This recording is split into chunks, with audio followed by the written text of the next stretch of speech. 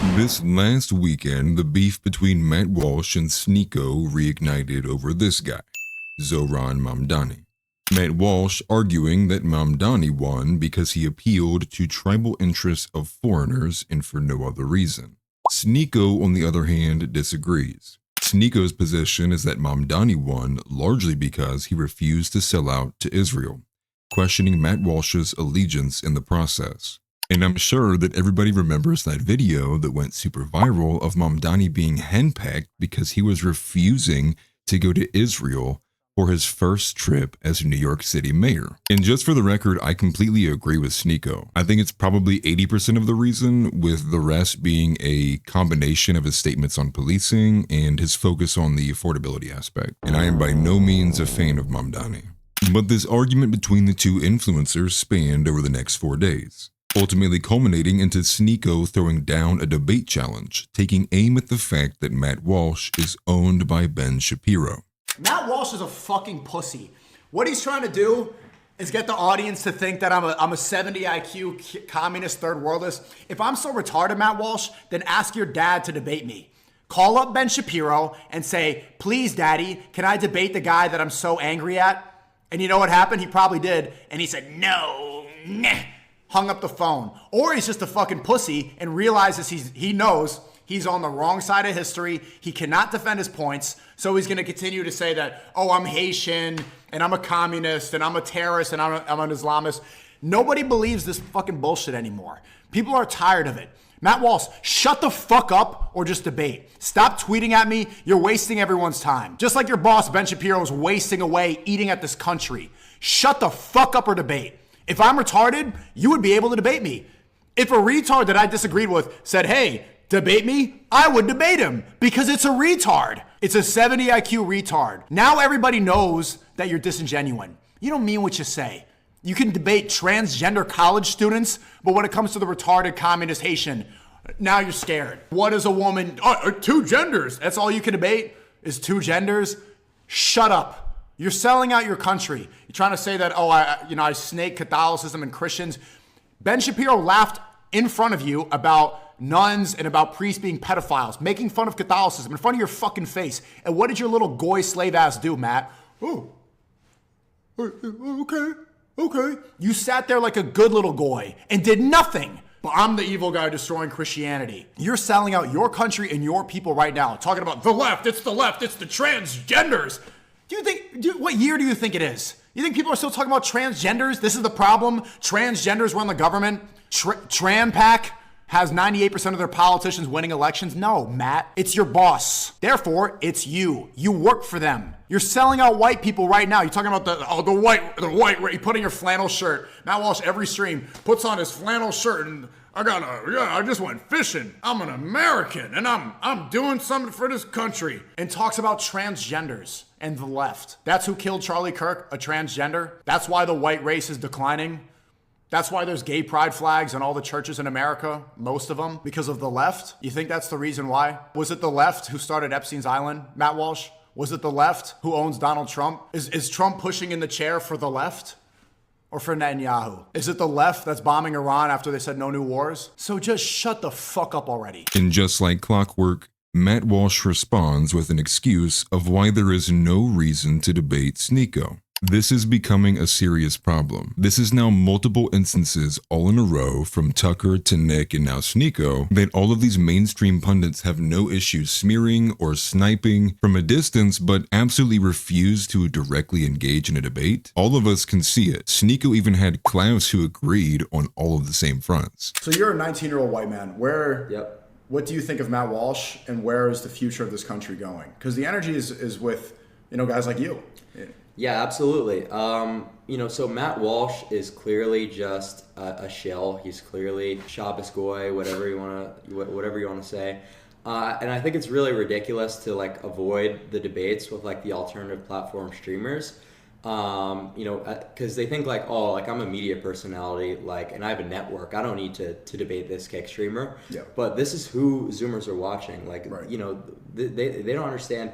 This is the main thing now. And also, if you're going to play the elitist thing, I work for mainstream media, which is really just Ben Shapiro's company, Yeah, who fucking gives a sell fuck? out, then stop tweeting at me. You know? Yeah. He's writing fucking paragraphs all the time saying like Rage baited him. you would happily sell the whole country down the river and embrace the destruction of our culture and identity by anti-American barbarians, so long as the barbarians also hate Israel.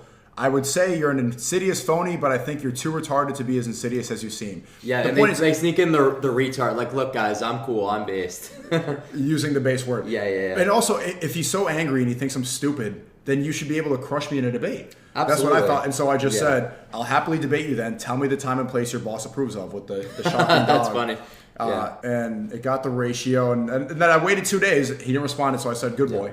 Yeah, exactly. Well, I mean, because Good he boy. obviously has his people, his producers say, hey, this isn't a good idea. You know, Sneako might be able to, because when you get someone on like open air, you know, things could really take a turn any direction. Like you force them into positions, you force them into taking sides.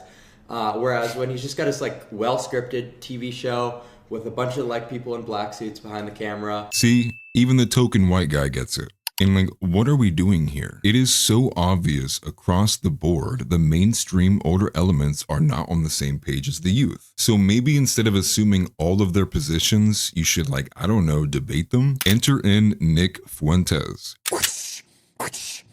Get back to work, Matt Walsh. Get back to work. Do not criticize Israel. Oh, yes, sir. Yes, sir. Yes, sir, Ben Shapiro. Nick, if you don't know, has had a long-standing beef with Matt Walsh for basically as long as he has worked for the Daily Wire. Not the same as Ben Shapiro, though. With Matt, it's different. Indifferent in the sense that some of us are still holding out hope that Matt will see the light and leave the Daily Wire. Nick, however, came to the defense of Sneako on this particular issue and did not hold back. If you're out there and you're supporting this, you're a cuck. Matt Walsh, you're a cuck. I'd be ashamed if you were my dad. You're a pathetic excuse for a man. Fuck you. And I saw Matt Walsh, who works for this little guy. I saw Matt Walsh, who works for this little guy, Ben Shapiro. He got in a little debate with Sneako. And Sneako is what he is. He's a Muslim. He defends Haiti. He defended Zohran Mamdani. And Matt Walsh likes to pivot to that. He says, well, Sneako's brown, Sneako's Muslim, Sneako's a third worldist. Yeah, and you know what, Walsh? All those things are true. What's your excuse? You're right, Matt. Sneako is Muslim. You're right. Sneako is Haitian. He is non-white. What's your excuse? Here's the difference. Sneako is taking his own side. Sneako is Haitian. He speaks up for Haitians. Sneako is Muslim in part because he's influenced by Malcolm X, and Sneako's part black. He's taking his own side. And you could say what you want about that.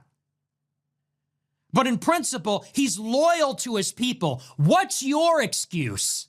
Enough with the deflection. Enough running cover for Israel while heaping disdain on brown people. We all see what you're doing. Matt Walsh, as much as you beat your chest about being American and being white and being Christian, you are a cuck for a Jewish Zionist who hates Christ, who doesn't like Europeans, and isn't loyal to America. And he signs your paychecks and you work for him. And you say you're personally loyal to him? You are the biggest joke, cuck, traitor, embarrassment to our people there is. What's your excuse? Seriously, people have had enough of all of these white people beating their chest about being white, being Christian. I'm American. I'm a heritage American. And yet you cannot even stand up for your own country's independence because you're terrified. Can't stand up for your own church, your own savior, who they hate. Can't stand up for your race, which they also hate. And at the minimum are apathetic about our extinction.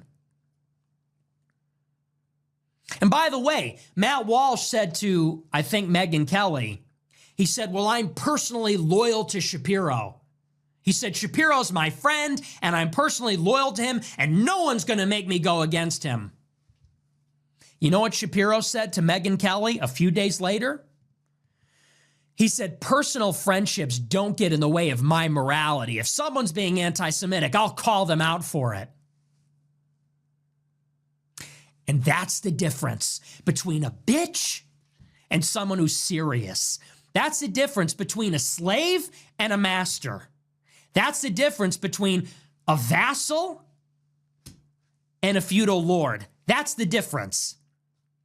Matt Walsh said, Ben Shapiro's my friend. I don't care that he hates America. I don't care that he hates Christ. I don't care that he's working for Israel. He's my buddy. He's my friend. I'll never betray my friend. And Ben Shapiro says, I don't care if you're I don't care if you're my friend, if you're anti-Semitic. That's the difference. Those people are serious. Those people are ruthless. You think they're your friend? Matt Walsh, you think he's your friend? Tell him what you really think about Israel. See if he's still your friend. Or maybe you don't even know. Maybe you're just ignorant.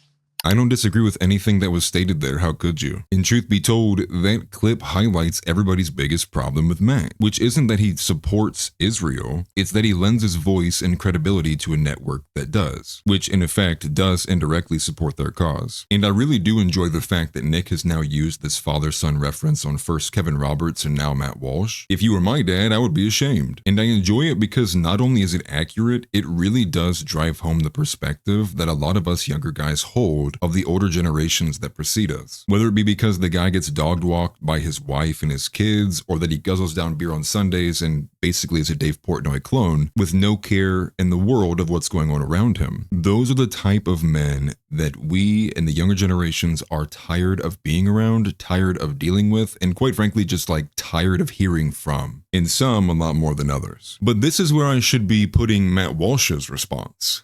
But there wasn't one, which is predictable. There's no mention of Sneako, no mention of Nick, just blindly moving forward, pushing the same points he got clapped on Twitter for. Now I went and checked. I watched his most recent episode that came out less than 24 hours ago, no mention. I checked his episode that came out prior to the weekend. No mention. So now that censorship has failed, we're on to phase 2, which is gatekeeping. And it's kind of sad. It makes him look disturbingly weak. We all know you can see and hear us, and there's no amount of like putting your fingers in your ears and saying la la la la la that's going to make us go away or make this ideology, this movement just disappear. And think about this. The boomers, gatekeepers, and the mainstream are telling us like we don't belong in the movement or hell, even America, but they expect to accomplish this by ignoring us. Like, yeah, we're all going to move and answer at your beck and call. It's like they expect us to behave how they were treated. We're saying no. You know, what is this ivory tower mentality and like where did it come from? Why and how are so many of the so-called conservatives that represent us just not that? Why do Ben Shapiro and Matt Walsh along with the rest of the crowd feel entitled to tell me what to do? And this is really where we actually get to a bit more of the heart of the matter, which is you are getting revolutionary vibes from the youth because they are exactly where the founding fathers were. They look at a system, a crowd of people, a network that's supposedly meant to represent them. It's supposed to be a body of government that works for them, or is in effect meant to protect them. And when all of us look at the people who are in these positions, nobody sits there and says, wow, he's me. Wow, he really gets it. And it was funny because in one of those episodes, I can't remember if it was the first or the last one that he put out, he's talking about how in one of these Georgia elections, the voter turnout was like 20%. Now, for example, I saw some posts talking about how in the Atlanta metro area on Tuesday, Democrats managed to flip counties that went for Donald Trump last year by 25 points, 26 points, and 28 points. And those figures sound really striking. After all, how could any county go from overwhelmingly supporting Donald Trump to voting Democrat in just 1 year? How could these numbers possibly be accurate unless MAGA is on its last legs? Well, the problem with this analysis is that on Tuesday, turnout in Georgia was only about 20%. Hardly anyone voted because it's an off-year election, and the race didn't have any national implications at all. So the people who did vote weren't saying anything about the Trump administration or the state of the country or anything like that. The election in Georgia determined the makeup of Georgia's Public Service Commission. And so he was using that as an argument that it wasn't that the area shift towards Democrats, it's that these conservatives didn't go out and vote. And my question to you, Matt, is why the fuck do you think they didn't go out and vote? It's because people are no longer buying what MAGA and the conservative movement is selling. They quickly had the rug pulled over their eyes, from the Iran war to all of the Israeli influence to now we're getting 50-year mortgages, we're getting 15-year car loans. And Zeb Boykin had a great point on this on X just like not too long ago. I think it was last night. He posted a picture of a 15-year-old car and he asked the question, how many of these do you see on the road? The answer is obvious, none. All of the solutions that the current conservative network is providing is answering none of the problems that we are dealing with. And in fact, the longer that we go with this continued ignorance of what is actually happening, the frustration and anger and contempt is going to grow. So we can either be adults and actually address the problems in the room, or we can keep doing this he said, she said, and ignoring each other and sniping each other and being women online. But one of those gets to the heart of the matter. One of those actually gets us down the field. One of those actually at least attempts to begin the conversation, and one of them prevents it from even starting. This is not a hard equation to understand. I'm not teaching rocket science. I'm not teaching math. And the question really does hang in the balance. Is this ignorance or is this malice? So anyway, my hope for Matt ever taking his own side has quickly dissipated. If he doesn't get it by now, he never will. And honestly, maybe he prefers their team anyway. And that's why when anyone who attempts to speak for you says we, it's your duty to ask the question back, who's we? Smash that like button.